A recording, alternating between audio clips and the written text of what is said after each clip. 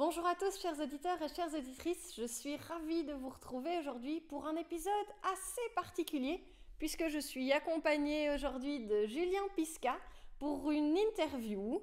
On va parler aujourd'hui santé et entrepreneuriat, c'est un thème qu'on n'a pas encore abordé et j'ai vraiment hâte d'avoir cette conversation avec toi.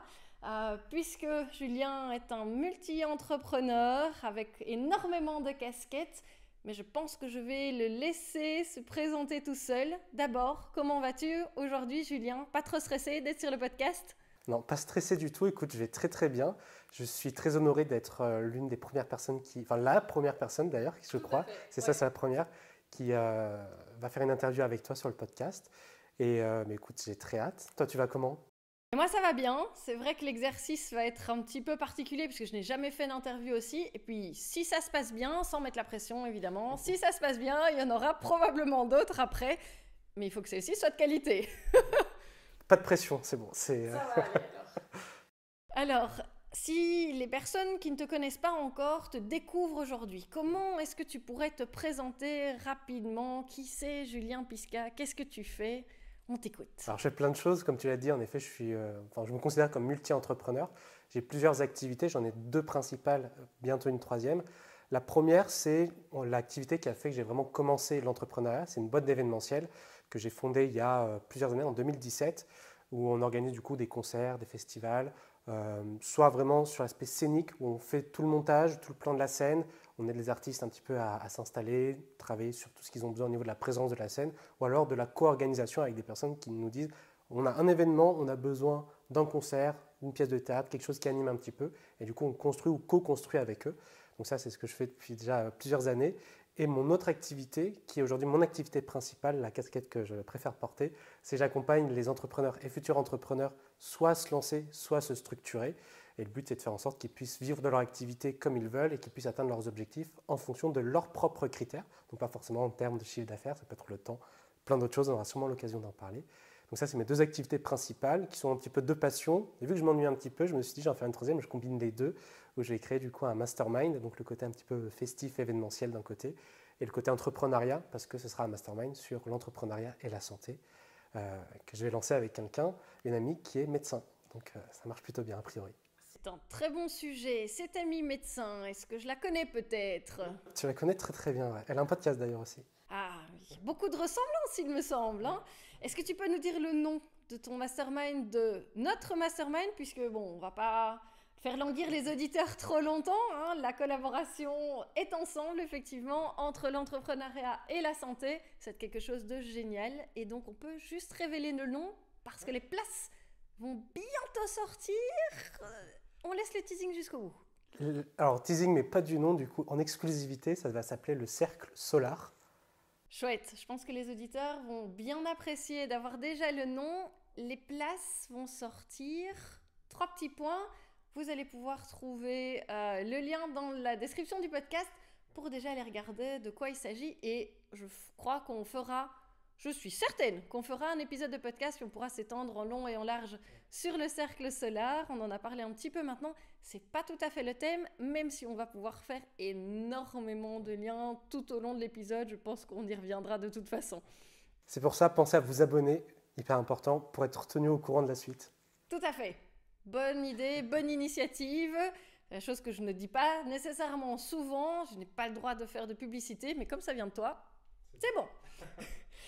Dans tes accompagnements, tu disais que c'était ta casquette principale. Est-ce que tu as un domaine de spécialisation, un domaine privilégié ou tu es plutôt généraliste et tu sais jongler entre plein de facettes différentes? Comment est-ce que ça se passe ton accompagnement? Alors de base, je suis plutôt quand même un spécialiste. J'ai fait des études de droit, donc j'ai a priori plutôt cette casquette-là qui s'est développée. Mais en fait, très rapidement, quand j'étais salarié, du coup, je faisais aussi ce métier. Je l'ai fait depuis 2017 aussi. Et en fait, très rapidement, après, j'ai eu une approche qui était assez transversale. Et aujourd'hui, mon accompagnement il tourne autour de 3 piliers principaux. Donc, l'aspect juridique, très souvent, on pense tout ce qui va être choix de statut. Comment est-ce qu'on optimise aussi ses impôts, sa sécurité sociale. Comment est-ce qu'on fait évoluer son entreprise dans le temps. Si on veut créer une marque, comment on le dépose, comment on la crée, comment on la pense. Donc, vraiment l'aspect juridique la plus large possible. Ensuite, il y a l'aspect financier, qui est souvent la partie qui fait très peur aux entrepreneurs et qui peut être source de stress. On parlait de santé un petit peu. Oui. Tout à fait. La santé financière, ça c'est quelque chose qui est hyper important et qu'on ne maîtrise pas nécessairement, évidemment. Donc ça, c'est un point majeur, évidemment. Mais l'idée, c'est pas d'être remplacé par un comptable, enfin pas de remplacer le comptable. La compta, on la laisse aux personnes pour qui c'est le métier. Là, c'est plutôt se dire, mais en tant qu'entrepreneur, comment est-ce que je vais piloter un petit peu mon entreprise? C'est quoi les indicateurs qui vont être importants et quels sont les outils que je peux créer et que je vais surtout vraiment utiliser au quotidien? Parce que je croise pas mal d'entrepreneurs qui font plein de tableaux de gestion avec des fichiers Excel croisés dynamiques. C'est top, mais ils s'en servent jamais. Donc l'idée, c'est de se dire comment est-ce qu'on peut faire pour avoir quelque chose de vraiment utile. Et il y a un adage qui dit qu'on ne peut progresser que dans ce qu'on mesure. Et encore une fois, c'est vrai pour la santé, mais comment est-ce qu'on sait qu'on progresse et que notre entreprise est en bonne santé? C'est les chiffres qui permettent de nous le dire. Les analyses, les chiffres, comme quand on fait des prises de sang, évidemment, le parallèle est tout à fait là. Les chiffres ne mentent pas, en général. Donc, Et du coup, le troisième pilier, alors il n'y a pas forcément d'ordre dans les piliers, mais le dernier, ça va être plutôt la structuration du projet. C'est qu'est-ce que je vais venir proposer, qu'est-ce que j'ai envie de faire, ça va être quoi mes prix, qu'est-ce que je propose, est-ce que je décline, est-ce que je fais des packs, est-ce qu'il y a vraiment un marché par rapport à ça, comment est-ce que je communique, c'est quoi la relation client que je vais avoir avec mes clients ou futurs clients. Et quelque chose que j'aime beaucoup travailler, c'est l'aspect réseau aussi, de se dire, mais en fait, on entreprend, même si je suis seul, comment est-ce que je fais pour avoir d'autres personnes qui vont rejoindre un petit peu l'aventure que je crée, que ce soit des salariés, des collaborateurs, des partenaires.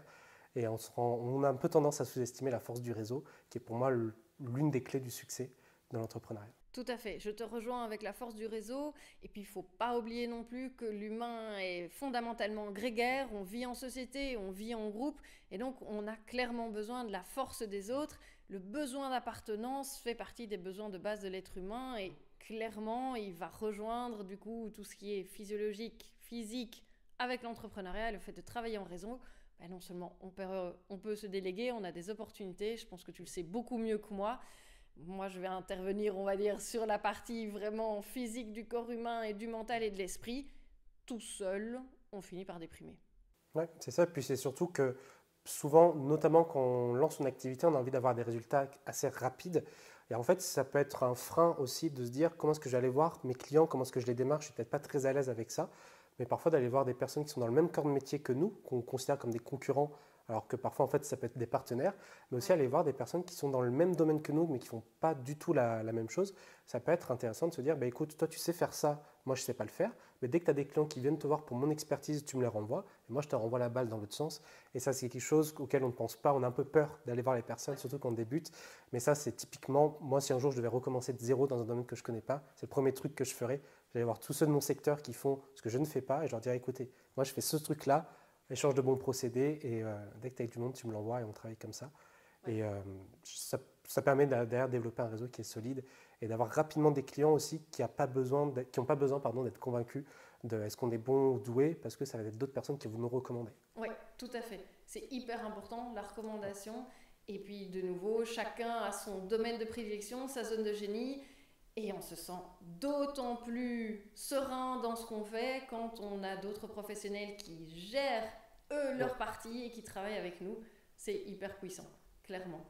Par rapport à tout ce que tu nous viens de nous dire et par rapport au réseau, au fait d'être important de travailler ensemble, comment est-ce que toi, tu t'es rendu compte que ce réseau et donc du coup aussi la santé, le fait de pouvoir avancer et de prendre un peu plus soin de soi, de sa santé, comment est-ce que tu t'es rendu compte que c'était important pour toi en tant qu'entrepreneur? Ça vient de l'extérieur? C'est une expérience personnelle?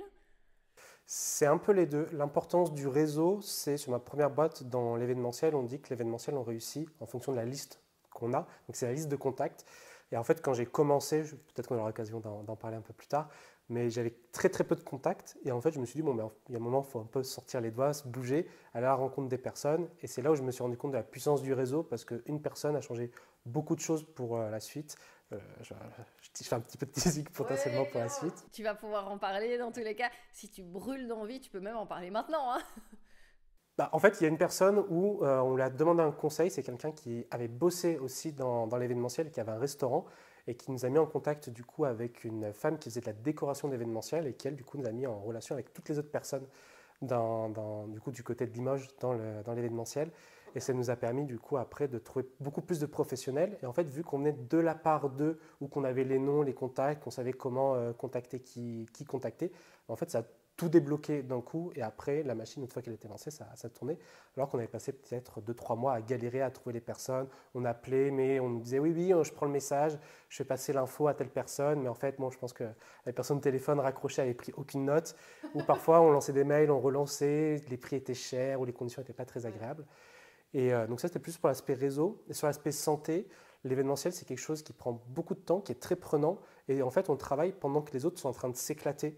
Et souvent, quand je dis ça, on me dit ouais, mais je m'en rends compte, mais ce n'est pas comme par exemple des professionnels de santé qui sont à l'hôpital et qui travaillent le soir de Noël ou du Nouvel An et qui sont à l'hôpital. Il n'y a peut-être pas trop cette ambiance de Nouvel An où on peut le fêter peut-être un peu dans le service. Oui. Dans l'événementiel, tu es sur le lieu de fête, tu as tout le monde qui s'éclate, tout le monde qui danse, qui chante, qui boit, etc. Et toi, tu es en train de bosser.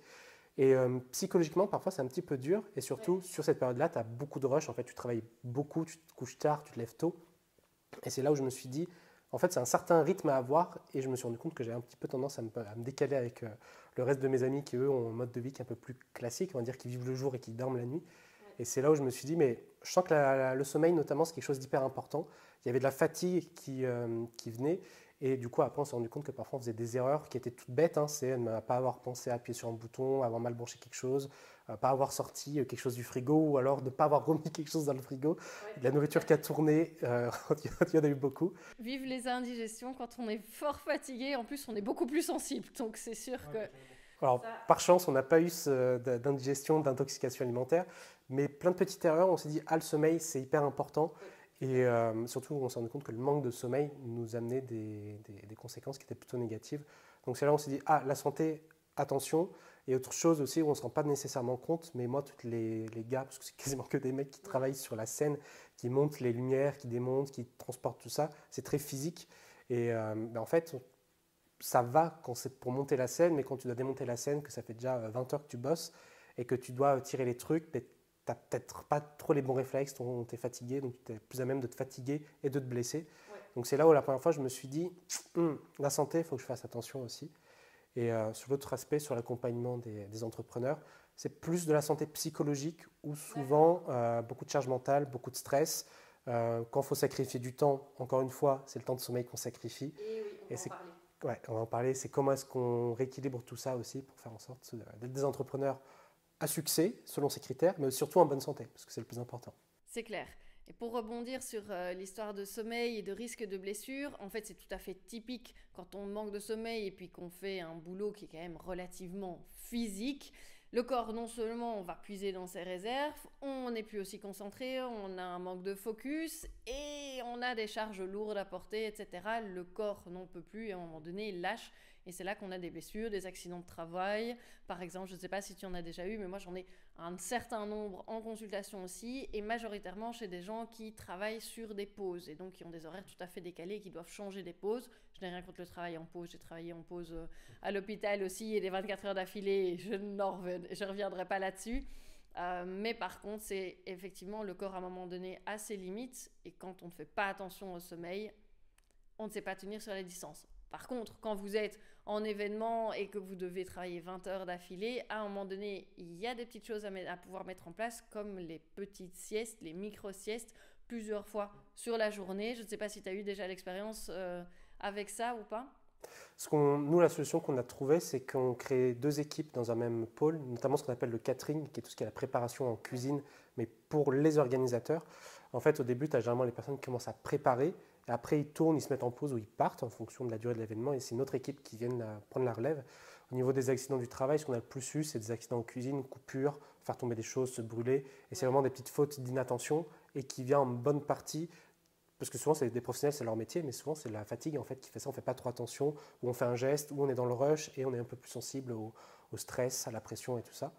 Et moi, du coup, c'est pas vraiment des accidents du travail, c'est plus des décisions qui sont moins pertinentes, où ça met un peu plus de temps, où c'est des oublis, des petites boulettes qui ne sont pas très graves en soi, mais le cerveau fonctionne un peu au ralenti quand tu es crevé. Tout à fait. Tu ne prends pas forcément les meilleures décisions. Ah non, absolument pas. Et c'était décrit, hein. Il y a plusieurs études effectivement qui montrent qu'avec la fatigue, on a un cerveau qui fonctionne plus lentement, des connexions neuronales qui sont beaucoup plus faibles et des neurotransmetteurs en fait qui ne passent pas l'information et qui sont plus faible quantité. Il y a aussi beaucoup plus de toxines dans le corps humain qui peuvent expliquer évidemment que on voit que le cerveau et le corps humain sont tout à fait remplis de toxines qui contrecarrent quelque part ou qui empêchent la bonne transmission nerveuse, qui empêchent le bon fonctionnement normal du cerveau.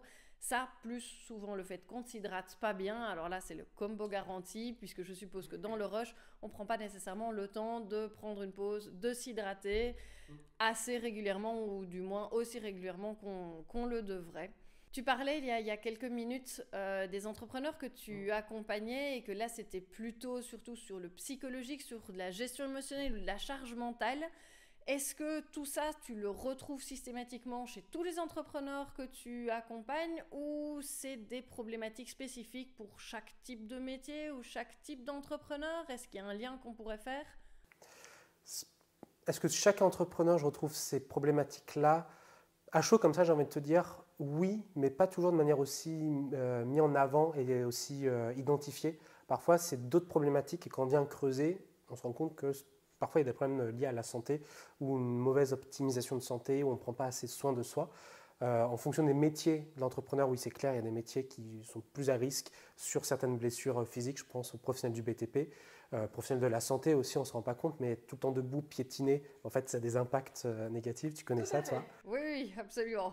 Alors, on a couru beaucoup aux urgences plutôt que piétiner. Je pense que je ne suis pas le bon exemple, ou du moins la spécialité des urgences n'a pas une tendance à piétiner, mais quand on fait notre tour de salle en médecine interne, par exemple, c'est sûr qu'on passe de chambre en chambre et puis on attend, on se pose et ouais, c'est difficile. C'est pour le corps, ça peut être un peu difficile, effectivement.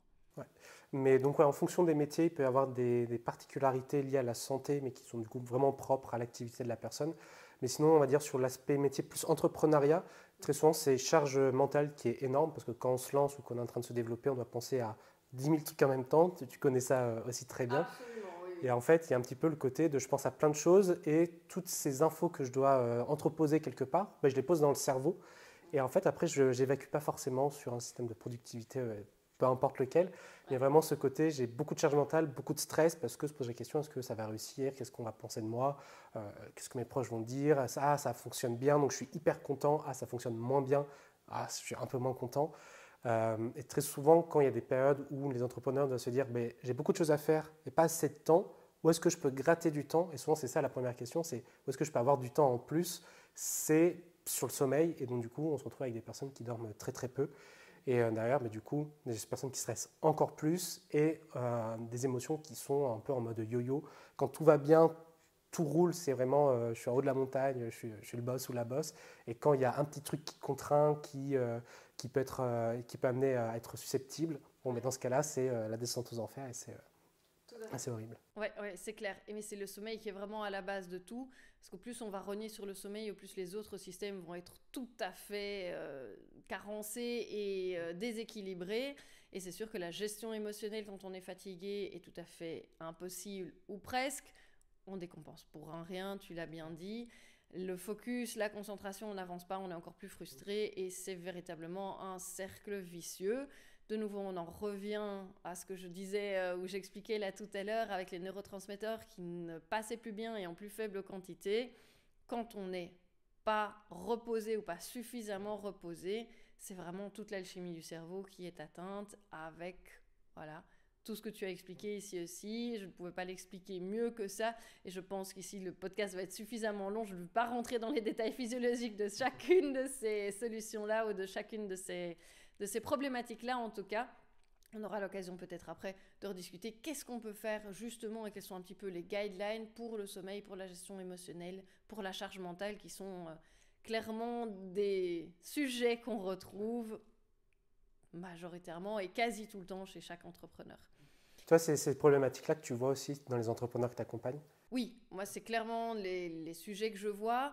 Je rajouterais aussi la sédentarité avec le fait de se retrouver seul à la maison, travailler majoritairement sur son ordinateur et l'isolement social, comme on en parlait tout à l'heure aussi avec le besoin grégaire de l'être humain, ce besoin d'appartenance à un groupe qui est vraiment très présent. Et donc là, on a vraiment les 4-5 sujets majoritaires que je retrouve en consultation, que je retrouve dans l'accompagnement des entrepreneurs que je fais aussi et dans tous les entrepreneurs, même de notre réseau qu'on a interviewé ou avec lesquels on parle, ça revient quasi systématiquement.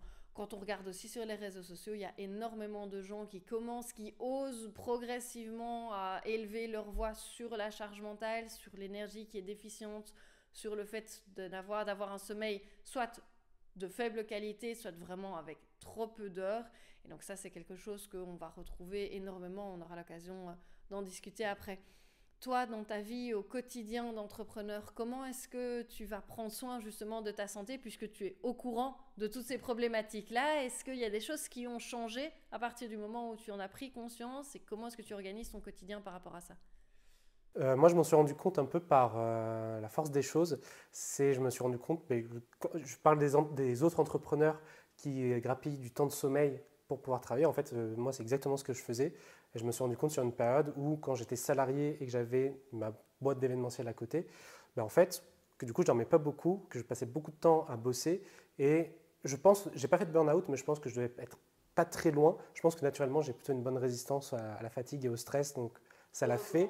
Oui. Mais j'ai participé à un événement avec d'autres entrepreneurs dans les Alpes où tu étais là aussi, c'est là où on s'est rencontrés. Tout à fait. Et en fait, ça a été un peu le déclic de me dire, je suis un peu dans une sorte de cage dorée et j'ai des automatismes et une routine qui n'est pas forcément très saine. Et ce que j'ai changé, c'est justement avoir une routine, notamment le matin, qui me permet de me dire, ok, je commence ma journée avec cette routine-là, peu importe la routine, peu importe la journée, comment est-ce qu'elle va se dérouler. J'ai une petite routine du soir.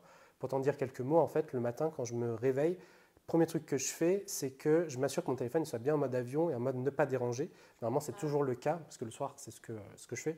Mais parfois, ça m'arrive de poser mon portable le soir et d'aller me coucher sans l'avoir mis en mode avion. Donc du coup, je fais ça. J'ai aucune notification d'activer, sauf pour certaines applications où c'est mes amis qui me parlent, ou alors pour certaines personnes, quand c'est ma famille, par exemple, si jamais ils ont besoin de m'appeler. Et le matin, du coup, pas du tout de portable. Quand j'enlève le mode avion, c'est pour regarder la météo, les transports en commun, des choses comme ça. Mais du coup, j'ai pas du tout de pollution. Je prends le temps de faire du sport, de bien manger, de me poser, de lire un peu, d'écouter des podcasts, notamment le tien. Ça c'est une très bonne chose. J'espère du coup qu'il t'est utile au quotidien. Non, mais franchement, hyper intéressant. On apprend plein de choses qu'on sait, mais qu'on comprend mieux du coup par la suite. Et il y a des conseils qui sont très applicables. Et quelque chose que j'ai mis dans ma routine, c'est de me dire, c'est quoi ma promesse de ma journée, et ça c'est quelque chose que tu partages dans un de tes épisodes. Oui, donc c'est vraiment quelque chose que je fais, et je me fais une promesse où je sais que ce sera facile de la réussir, pour ne pas mettre une pression trop importante. Après, il y a la journée qui se déroule, et le soir, en fait, généralement vers 21h30, 22h, c'est là où je recoupe mon portable pour passer un temps de soirée qui est plus qualitatif, pour le temps de regarder, je sais pas, des films, des séries, me promener, voir des amis, peu importe. Mais vraiment, je recoupe aussi mon portable, parce que sinon on décroche jamais vraiment. Non, c'est sûr. Et quand je vais me coucher, je mets toujours mon réveil avec 8 heures en parallèle, enfin 8 heures plus tard de quand est-ce que je dois me réveiller. Et du coup, c'est l'avantage quand on est entrepreneur, c'est qu'on peut moduler son emploi du temps. Je sais que quand on est salarié, par exemple, c'est quelque chose qui est un peu plus difficile, mais j'essaie toujours de faire en sorte de dormir au moins 7 heures. Et généralement, j'essaie quand même de partir plutôt sur 8 heures. Et après, entre ces deux routines, c'est très très flexible, mais ces deux routines me servent un peu de pilier au quotidien. Et ça me permet de mieux optimiser, je ne sais pas si le terme est bon, ma santé par rapport à tout ça. On peut clairement parler d'optimisation de la santé puisque c'est ça qui est finalement très important. Ça fait aussi un peu le lien avec le business malgré tout. Mais le corps humain est une machine qui est optimisée déjà à la base. Et donc si on lui donne les bons nutriments, si on lui donne le bon espace pour se développer, c'est une machine qui est hyper optimisée, optimisable et qui donne en fait des résultats majeurs. Je trouve que ta routine est vraiment très chouette. Et c'est un bon exemple aussi pour nos auditeurs ici et pour pouvoir mettre en place, ça n'a pas besoin d'être très compliqué. L'exemple du mode avion, c'est absolument indispensable puisqu'on sait très bien que quand on se réveille ou quand on va se coucher surtout, la lumière bleue, la lumière du téléphone et de l'écran perturbe le sommeil puisque la mélatonine ne sait pas se sécréter correctement si on a une consommation d'écran beaucoup trop importante jusqu'aux dernières minutes avant de s'endormir. La mélatonine doit être produite 1 heure à 1h30 avant. Et donc, ça donne un bon rythme de sommeil. Donc, si ça c'est perturbé, on part déjà avec des mauvaises bases. Et le matin, c'est très fréquent, le réveil sonne, c'est sur le téléphone, on regarde, on commence à scroller, etc. Et en fait, on bouffe déjà une grande partie de son énergie, de sa motivation du matin, et on est hypnotisé par l'écran qui défile. Et donc le fait simplement de mettre en mode avion pendant 1 heure, 2 heures encore après le réveil, de prendre le temps d'être tout à fait déconnecté, de prendre le temps pour soi, on a une libération de dopamine qui est beaucoup plus qualitative, de la sérotonine qui augmente aussi, et puis on est moins dans le stress, moins dans la surstimulation systématiquement, donc ça peut que faire du bien. Le sport, tu en fais tous les jours du coup? Alors, quasiment, ouais. Alors, du coup, ça va être contre-intuitif, mais avant, je pense que je faisais trop de sport. Plutôt que je ne prenais pas assez le temps, le temps à mon corps de récupérer. Ouais. Et en fait, ouais, j'en faisais tous les jours et je faisais entre 1 heure et 1 heure et demie de sport par jour. Alors, parfois, des sports, on va dire, assez doux. Ça dépend, tu vois, du renforcement musculaire qu'on faisait avec des amis. Ça se rapprochait pas. C'était un mix entre du HIIT et du CrossFit. Ouais. Mais parfois, c'était aller courir et faire des longues sorties. Et je pense que tu vas me confirmer sur ce que je dis, mais je sentais que j'avais une fatigue physique dans mon corps qui avait du mal un petit peu à partir. Et en fait, aujourd'hui, je fais toujours en sorte d'avoir au moins un jour où je ne fais pas de sport, ou alors un sport qui est plus sur la longueur. Tu vois, par exemple, je vais en ville, j'y vais à pied. Ce n'est pas vraiment du sport à proprement parler, c'est plus je bouge mon corps. Mais du coup, j'ai senti vraiment la différence et le fait de dormir plus aussi. Le soir, en fait, quand je vais me coucher, je m'endors au bout de 10 minutes, alors qu'avant, je mettais beaucoup plus de temps à m'endormir et en plus, j'étais sur les écrans. Et en effet, j'ai vraiment vu la différence par rapport à ça. Et surtout, je me suis rendu compte que le soir, en fait, je scrollais, mais que je regardais rien de très intéressant.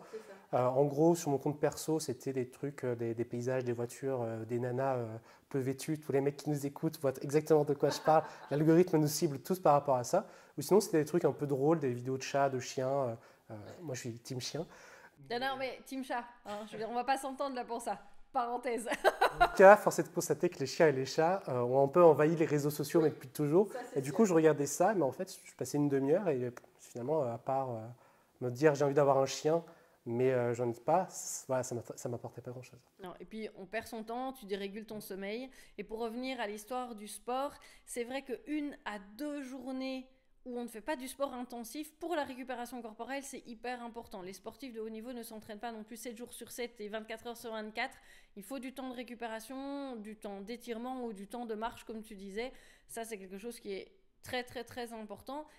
Et ça fait le lien avec le sommeil, puisque c'est pendant le sommeil qu'on cicatrise. Et donc, les muscles qui ont été sollicités, sursollicités parfois lors de l'exercice physique, merci les courbatures, j'en fais les frais aujourd'hui d'ailleurs, mais ce sont des choses qui vont être cicatrisées en cours de nuit. Et donc, on a besoin d'un sommeil de qualité, un sommeil suffisant et un temps de repos pour justement favoriser la cicatrisation, que ce soit pour un but de prise de masse musculaire ou d'un but simplement pour être en bonne santé. Mais c'est majeur et je suis tout à fait d'accord avec toi et très contente que tu aies instauré des pauses comme ça en cours de journée, puisque voilà, tu sens les résultats. Ça, entre le téléphone qui est coupé et le sport, ça change la vie. Est-ce que tu as peut-être quelque chose au niveau de l'alimentation que tu aurais changé ou pas spécialement? Parce qu'en général, ce sont les 3 grands piliers, le repos, vraiment, le sommeil, tout ce qui est l'activité physique, le mouvement, et puis du coup, il y a le 3e pilier, l'alimentation. Est-ce que tu fais attention à quelque chose particulièrement que peut-être nos auditeurs et les entrepreneurs qui nous écoutent pourraient mettre en place aussi? Je pense que c'est le pilier chez moi qui est le plus à travailler encore.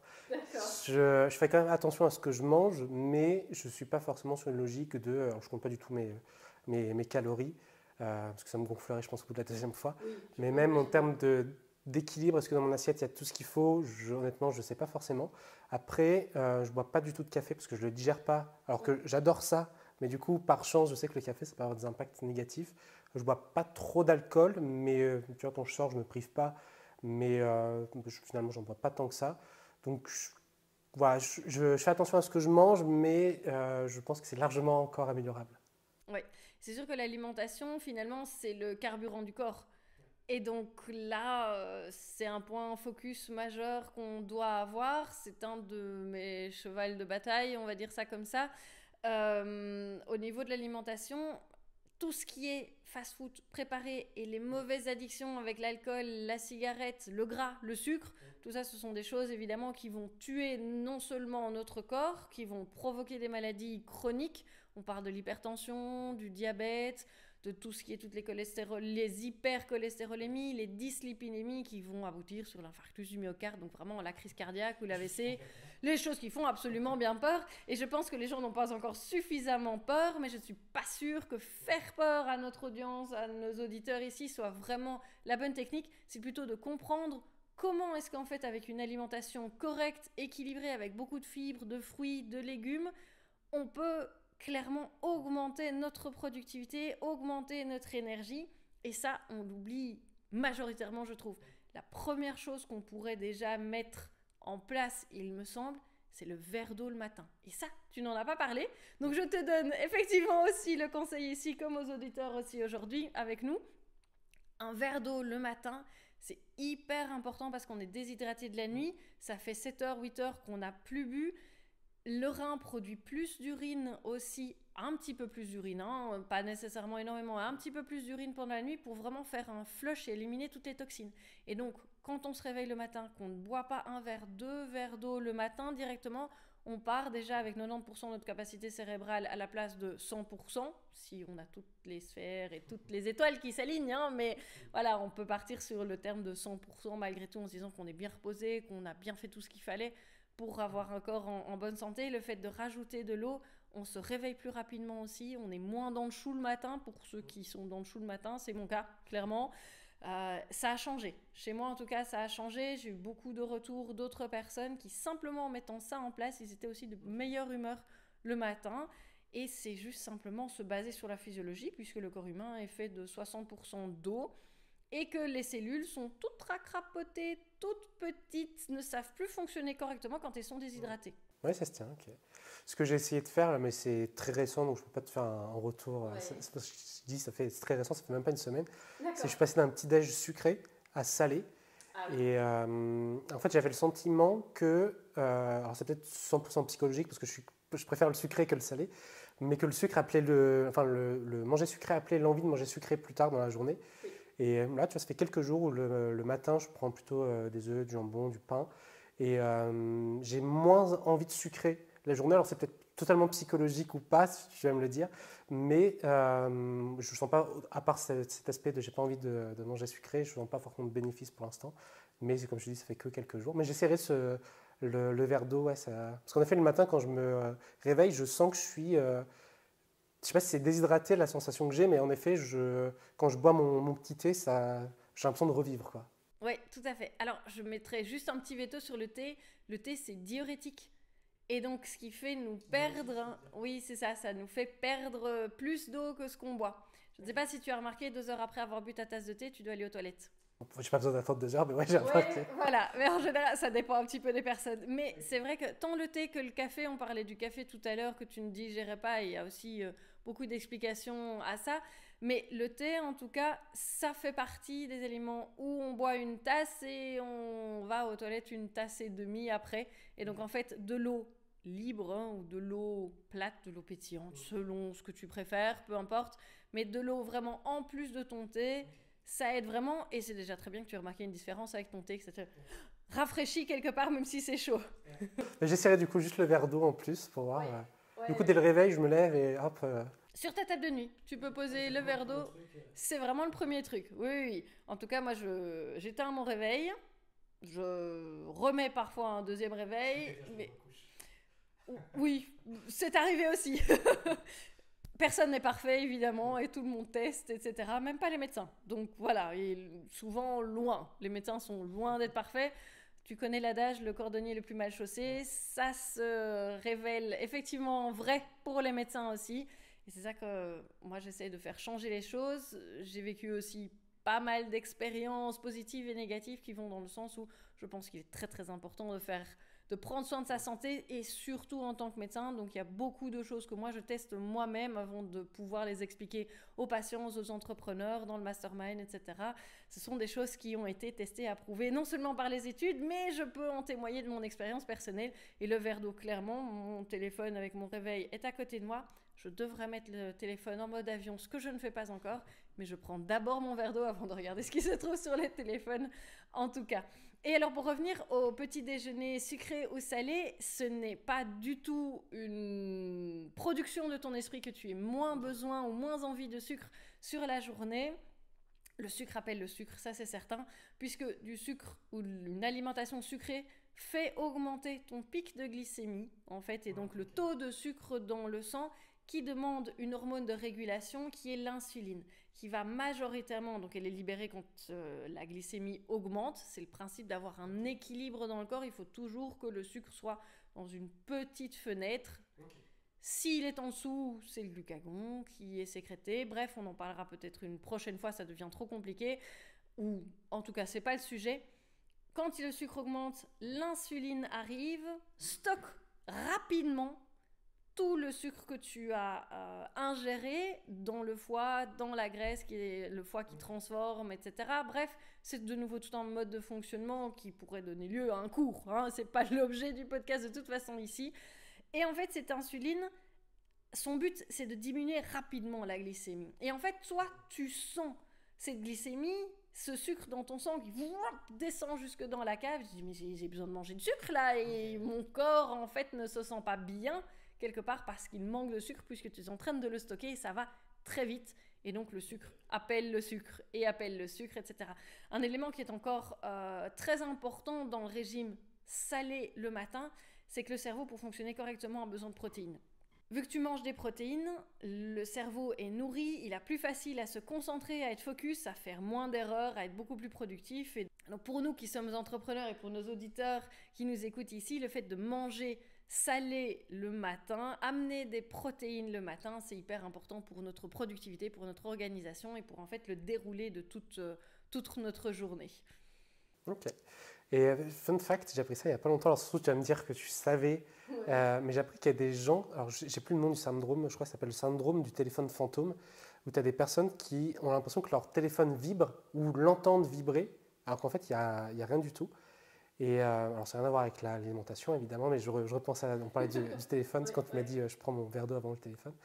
Et ça a vérifié le nom du syndrome, mais du coup ça a été démontré qu'il y a des personnes, à force d'être addictes au téléphone, notamment le fait de le prendre dès le matin et de se coucher avec, parfois ils ont l'impression qu'il vibre, et en fait non, il n'y a rien du tout. Ou ils l'entendent parfois vibrer, mais non, il n'y a rien. Alors, je ne connais pas du tout le syndrome, mais par contre, ça me semble tout à fait logique, à partir du moment où on a développé une addiction au téléphone, qu'on y est inconsciemment tout le temps connecté et que donc on a ce besoin d'aller regarder, et donc on peut être appelé par des signaux, on va dire fantômes, oui, comme tu l'as dit, en se disant oh, je pense que je l'ai senti vibrer, oh, je pense que j'ai entendu la sonnerie, et c'est quelque part l'excuse pour pouvoir le prendre, regarder et nourrir finalement l'addiction au téléphone. L'addiction au téléphone est quelque chose d'assez récent dans notre société. Il y a d'autres addictions comme l'alcool, comme la cigarette, ou tout, et le sucre, absolument. Ou le sucre, de toute façon, dans toutes les addictions, il y a des explications physiologiques assez claires de pourquoi est-ce qu'on est addict, et donc pourquoi aussi c'est tellement compliqué de diminuer sa consommation ou d'arrêter complètement la consommation du produit addictif en tout cas. Mais le téléphone est vraiment rentré dans la définition en psychiatrie de toutes les substances et de tous les comportements addictifs aussi. Ouais, donc c'est vraiment un problème de société, ça c'est sûr. Ok. Mais ça ne m'étonne pas qu'il y ait des addictions au téléphone. Oui, non, moi non plus ça ne m'étonne pas. Je les vois en consultation dans la salle d'attente, tout le monde est occupé sur son téléphone, il suffit de prendre les transports en commun, pareil. Et puis nous aussi, on n'a qu'à voir le nombre d'heures qu'on passe sur notre téléphone. On a beau dire que c'est pour travailler, et c'est sûr, quand on doit gérer nos réseaux sociaux, etc., et la publication ou la création de contenu, il y a une grande partie du temps aussi, je ne sais pas à quelle proportion, ça dépend un petit peu des gens. Moi, je sais que chez moi aussi, il y a une grande partie de scroll, d'utilisation personnelle des réseaux sociaux qui ne sont pas nécessairement toujours utiles, en tout cas. Bon, eh bien, Julien, je pense qu'on arrive à la fin de notre conversation, de nos questions. Est-ce que déjà, oui, c'est passé très très vite, ça a été vraiment super chouette de pouvoir discuter avec toi. Est-ce que tu aurais encore quelque chose à rajouter pour les auditeurs ici qui nous écoutent, un message ou quoi, un point clé que tu voudrais leur faire passer? Ça va être plus une métaphore. Souvenez-vous de la dernière fois que vous avez eu un rhume ou la grippe et que vous en êtes guéri. Quand vous en êtes guéri, vous vous êtes dit « Ah oui, c'est vrai que c'est ça, être en bonne santé. » En fait, quand on est en bonne santé, on ne s'en rend pas compte. C'est quand on tombe malade et qu'on en guérit qu'on se dit « Ah oui, c'est ça le sentiment d'être en bonne santé. » Gardez ça en tête parce qu'on l'oublie très rapidement, mais c'est pour ça qu'il faut prendre soin de sa santé. Et le fait d'avoir des petites piqûres de rappel de ça parfois, ça permet de se dire « Ok, je vais peut-être faire attention un peu plus à ce que je consomme, comment je vis, mon style de vie et tout ça. » Ouais, tout à fait. C'est une très très belle métaphore et c'est sûr que je l'utilise aussi assez bien. L'exemple de la grippe, c'est typique puisqu'on est KO dans son lit là pendant 3, 4, 5, 6 jours parfois, jusqu'à une semaine. Et c'est sûr que c'est vraiment un sentiment presque d'extase de dire je suis en bonne santé, je sais reprendre mon activité quotidienne et mes activités de tous les jours. Je suis sûre que les auditeurs seront d'accord avec nous que c'est hyper super important. Je te donne alors du coup rendez-vous pour un prochain épisode de podcast puisque on a encore le cercle solaire à discuter. Je suis sûre que les auditeurs sont là assez à cran ou du moins très intéressés pour savoir de quoi on parle parce que ça reste encore très mystique et très flou. Donc, merci beaucoup en tout cas pour ton intervention aujourd'hui. C'était une interview qui s'est super bien passée. Tu m'as clairement donné l'envie de faire d'autres interviews. Heureusement, voilà. Donc, je te dis un grand merci pour aujourd'hui. J'espère que les auditeurs auront aussi apprécié notre conversation. Si vous avez des questions, si vous avez des gens à proposer pour les interviews, avec grand plaisir, donnez-les-nous en commentaire ou envoyez-nous des messages privés, on y répondra avec plaisir et je me ferai clairement un plaisir d'accueillir toutes ces personnes dans la mesure du possible, évidemment, sur le podcast. Merci à toi Charlène de m'avoir accueilli, c'était très sympa. Merci aussi, une bonne journée et chers auditeurs et chères auditrices, je vous souhaite une très bonne journée et je vous dis à très bientôt pour un prochain épisode.